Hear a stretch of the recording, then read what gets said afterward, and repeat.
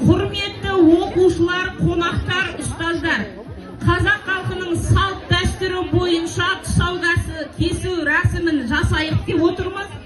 Бұл жерде қазақ халқы тұсауды үш түрлі жағдайда кескен. Бірінші, майлы болсын, сайлы болсын деп тоқ шетпен кескен. Екінші, шөптей өсіп, өнсін, көгерсін деп жасыл шөппен кескен. Және де мына ала жіппен кескен. Мынау жасыл жіптен арнайы әкеп отырмыз.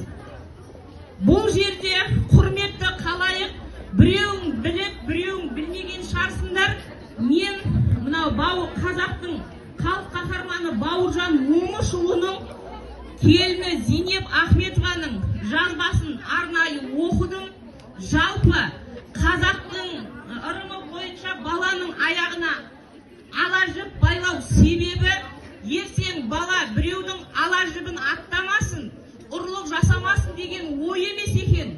Өмір деген ақ пен қарадан тұрады. Сондықтан мынау өмір жолында жақсылық дегенде асып кетпесін, жаманшылық кездесе жасып қалмасын деп, мына ағын көп қылып арнайы жасайды екен.